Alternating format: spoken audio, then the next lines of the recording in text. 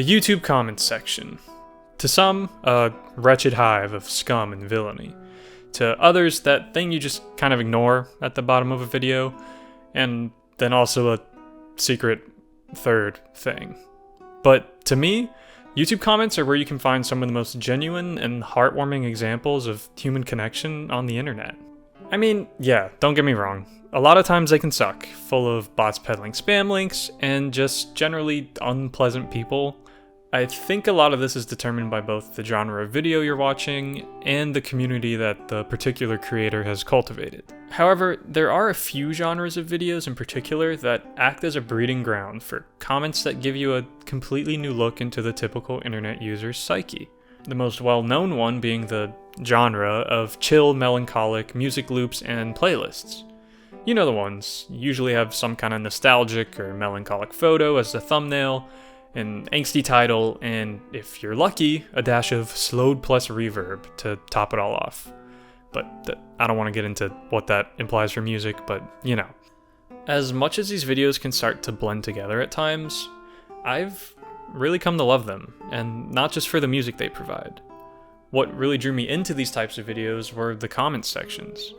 Something about the emotions that these videos provoke encourages almost everyone in the comments to just kind of use it as a kind of journal or means to vent and allow their stream of consciousness through. Rarely do I ever see anyone be rude or mean to each other. Every reply is either someone relating to the poster or granting advice to others who may be reading, stuff like that. I myself really enjoy listening to these kinds of videos when I'm in the right mood for them. Usually some kind of, lay on the floor and dissociate kind of mood, but still. Guts theme during a thunderstorm is a personal favorite of mine. I've never quite felt compelled to leave a comment myself on any of these, but reading them has always managed to make me feel a bit less alone in whatever feelings I may be feeling at the time. It's an experience that feels very unique to the internet. Now, this genre is a phenomenon I've been aware of for a while, but the video that first kicked off my idea for this script in the first place was a 1-hour instrumental loop of Jack Stauber's Rain. The original video itself holds a lot of meaning to me, and the comments on it are all generally either giving their interpretation of the piece or praising Jack Stauber himself, as they should. However, in the instrumental 1-hour version, the comments suddenly become even more personal. Like Sword Hero 2454. Been feeling really lost lately. I can't even process what I want from life at this point because what comes to my mind is only what people expect from me. By listening to this, I could sit back and cry, making me feel a bit less preoccupied. Thank you so much for this, and I hope everyone finds what they are looking for. Or Toby_gamer5816. It's depressing knowing that everything that once peaked during your golden years are now slowly falling apart without you realizing it. Or even someone writing a whole-ass poem about rain to match the somber backdrop of the music. I think Jack Stauber's Rain and its accompanying soundtrack are a much simpler example to understand in terms of why and how they evoke this particular emotion. For starters, most people in this comment section are familiar with the original video and the messaging behind it. So you're already attracting the audience that resonated with this much more melancholic and very contemplative piece of art. And then, on top of that, the music itself evokes a very old and reminiscent feeling. The static makes it feel like it's all playing off of an old record, while the synth patches bring that modern touch of existentialism with its minor chords overlaid on the descending melody. Meanwhile, the low-res rain sound effects in the background complete the composition, allowing one to feel either sad, happy, calm, nostalgic, or a mix of all of those at once, depending on the listener's state of mind at the time. But where rain feels like a piece of music perfectly curated to evoke these emotions, and result in a comment section like this, where things really begin to get interesting is when these songs, at least in their original forms, weren't made with this type of nostalgic style in mind. But through context and shared experience, a lot of these songs' emotional meaning to listeners has shifted. And there's no better example of this than mine.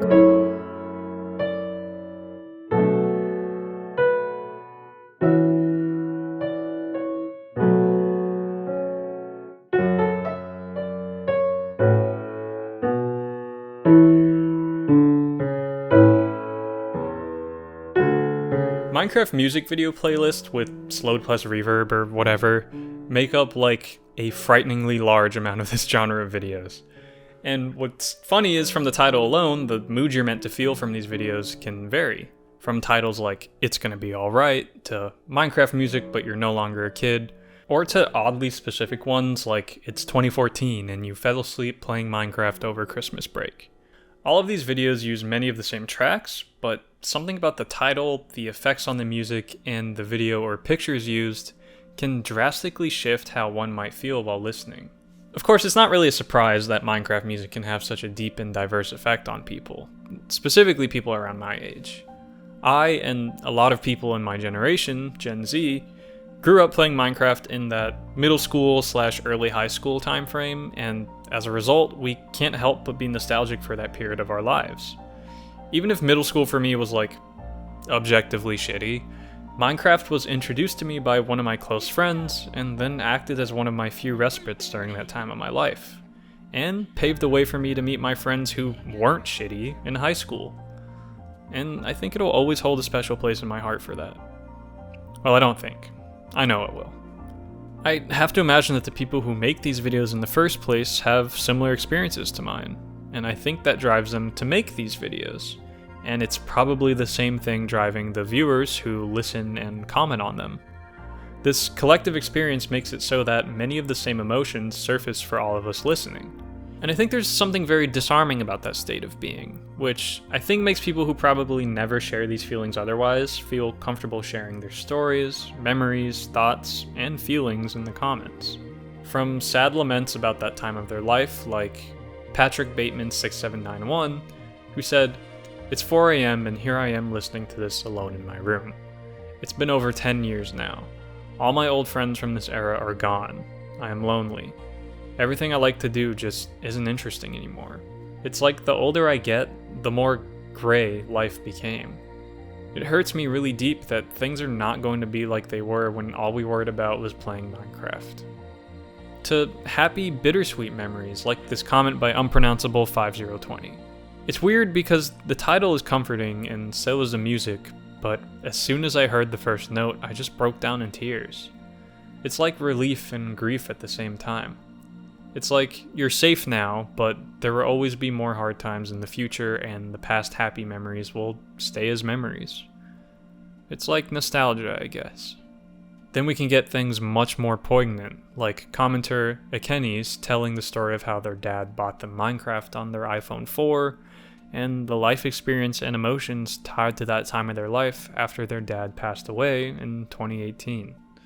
There's honestly a multitude of videos I can pull examples from the myriad of melancholic songs that blew up on TikTok to Over the Garden Wall compilations, basically any Aphex Twin song from selected ambient works, and one of my more personal favorites, any variation of Jacob and Stone from the Minari soundtrack. But the consistent trend here is that there are some seriously profound and touching anecdotes and observations in these comments. And going through them as the music plays is a surprisingly human experience to have in something as mundane as a YouTube comments section. Now, these have all been examples pulling from this specific genre of music playlists / loop videos, but the phenomenon isn't strictly limited to these. In discussing my idea for this essay with a friend of mine, they directed me to this video, Dumping Slag at Bethlehem Steel in 1994. In which a commenter, in what can only be described as immersive detail, recounts their own experiences working at a steel mill. Great video clip. I had a job once at the U.S. Steel Pipeworks Geneva plant, Utah, where I took slag temperatures before they sprayed Devil's Liquor sump water on it to cool it down. I wore wooden shoe clogs to protect my shoes from melting, the same kind coke oven operators wear when servicing the ovens. 24 hours after a thimble-car dump of red-hot slag was made, I went out and traversed the dump site, measuring congealed slag surface temperatures, sometimes up to and often exceeding 600 degrees Fahrenheit.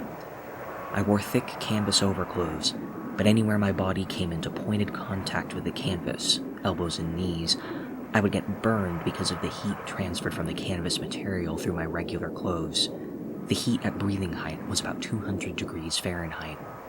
I wore a face shield, clear, to protect my face from the heat, and had to wear a scarf over my nose to prevent breathing in superheated air. As it was, I still singed the hairs inside my nose if I inhaled a little too quickly. Imagine walking around inside a pizza oven. That is what it felt like. It dried me out, like desiccating me from the inside out, breathing in all that super hot and very dry air. Watching the thimble cars dump slag at night was one of the most incredible visual experiences I have ever had. The second after they tip a thimble, when the splash of red-hot slag boiling down the slope glows intensely red, there follows, milliseconds later, a blast of intense infrared radiation that hits you in the face like a gust of hot wind. The seagulls around Duskwood often ride the intense thermals created by the superheated air, drawing cooler air up from below the slag pits. Combining with the hot air, whoosh it would go, rushing up the precipitous cliffs, man-made mini mountains of slag. There they would fly along the thermal's updraft, about 100 feet up and nearly parallel to the railcar dump line.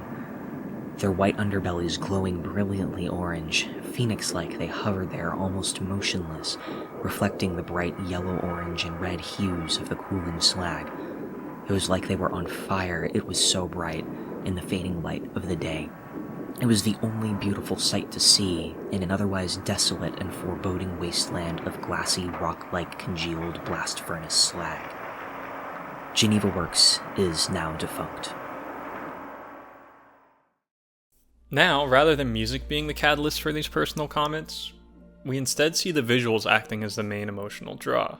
In this case, the commenters' memories were brought on not only by the fact that the video is of, well, a steel mill, but also its old 90s sort of nostalgic aesthetics provided by way of being shot on an old film camera, home movie style.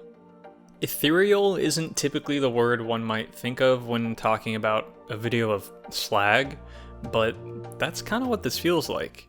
The bright glow of the slag outshines everything around it, creating this kind of ambiguous time of day, all underpinned by the soundscape of the mill itself, with whirring machinery, idling engines, and blowing winds. Reading a comment this intimate and descriptive alongside the visuals and sounds of this video really put you in this person's shoes, like, at that moment, and it's kind of incredible.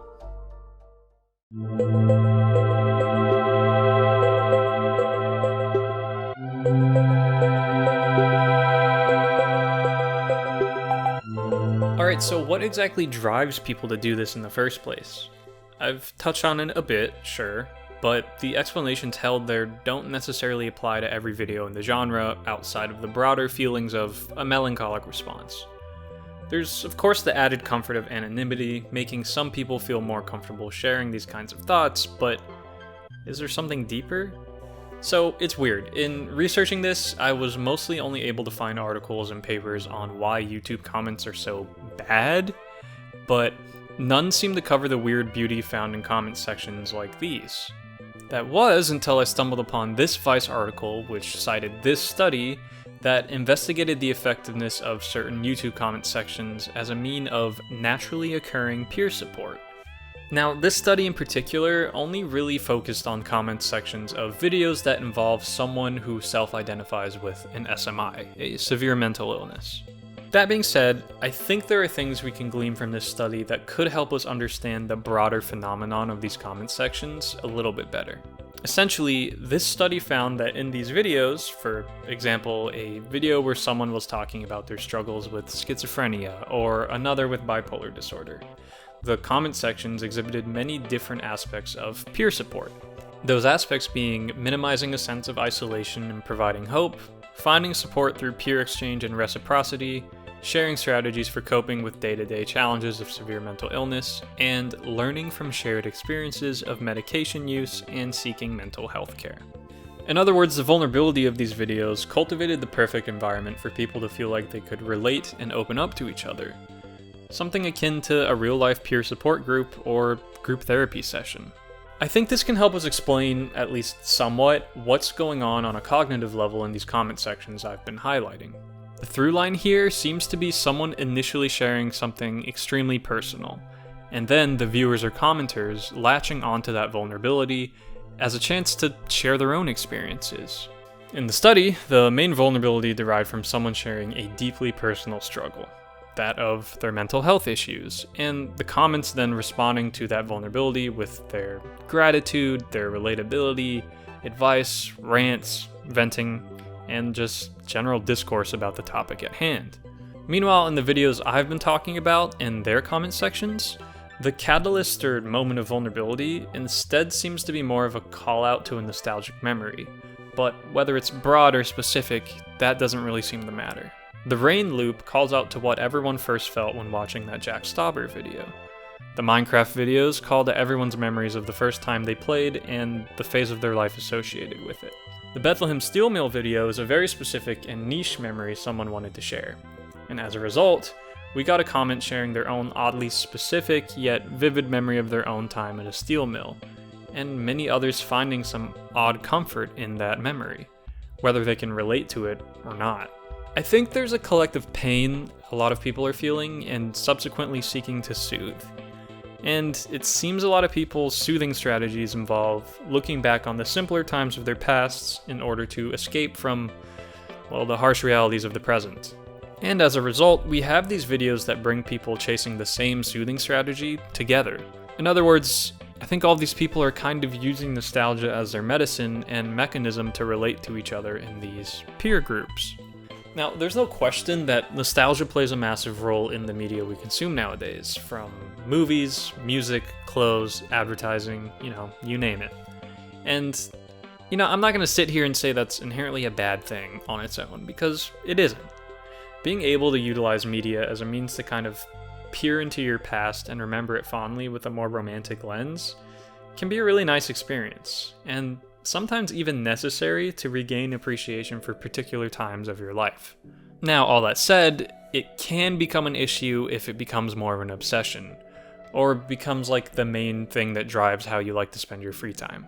In a research paper by Alan Hirsch, he states, nostalgia is a yearning for an idealized past, a longing for a sanitized impression of the past, what in psychoanalysis is referred to as a screen memory, not a true recreation of the past, but rather a combination of many different memories, all integrated together, and in the process, all negative emotions filtered out. Now, this feels like an important distinction to always be aware of, that the memories we look back on so fondly tend to ignore any negative aspects that may have existed during that time, making it a lot easier for the present to seem so much worse in comparison. In the same paper, Hirsch concludes, one may speculate that nostalgic desires will increase in the coming decades since it seems likely that the more dissatisfied we are with the present, the more we idealize the past. And yeah, considering this paper was written in 1992, I'd say he was right in that prediction. I think it's fair to say that while there have been some obvious improvements in society in the past 3 decades, also, oh my god, 1992 was 3 decades ago? Oh shit. Well, improvements, at least from my very American point of view, it's also clear that things have gotten a lot worse, especially in the last 10 years or so. Maybe it's just because the last 10 years marked my transition from childhood to adulthood, but it really does feel like late-stage capitalism and the resurgence of certain regressive ideals have made modern life much harder to feel good about. And this little YouTube comment phenomenon feels kind of like a microcosm of what all of this has led to. People coming together to seek comfort in the things that reminded them of simpler times and a means to escape the harsh realities of the now, but also often over times overlooking the negative memories of those time periods as well. Again, this isn't like to make a judgment or dismiss these videos as pure escapism. I enjoy these videos and reading these comments and see a lot of value in them. Hell, I wouldn't be talking about this if I didn't. I guess what I'm just trying to highlight is that while being drawn to nostalgia is a very human experience, I think the popularity of these videos, or way of commenting, seems to not only be driven by our nature, but also by the extenuating factors of the world. Particularly 2020 onwards seems to be when these videos started getting made and gaining traction to a much larger scale. Now, I don't think that's coincidental, because 2020 is when a lot of that late-stage capitalism and regressive ideal stuff I was talking about began to really stick out like a sore thumb. Now, out of all the videos I looked at, a majority of them were uploaded within the last 3 years. There are exceptions, for sure. The Bethlehem Steel video comment is, like 9 years old, or the existence of internet checkpoints in general, which are kind of a similar phenomenon. That goes back years and years, but most of these videos fall within that 3 to 4 year margin. And it just so happens that 3 to 4 year range is pretty much when I started engaging with these videos as well. So while largely subjective, this correlation seems reasonable to me. So I would say all of this seems to point to a kind of innate desire for people dissatisfied with the present to have someone else to talk to and speak about it with. This video on the internet they found just happened to be the easiest thing for them to stumble across and do so. And again, not a value judgment. In fact, it makes kind of perfect sense considering just how much harder it is for people nowadays to go out and just be around and connect with other people. Whether from agoraphobic tendencies or the lack of third spaces that don't require you to spend money to be there, or just the grind of work and life draining people of their energy and desire to be around other people, shit can get rough out there, man.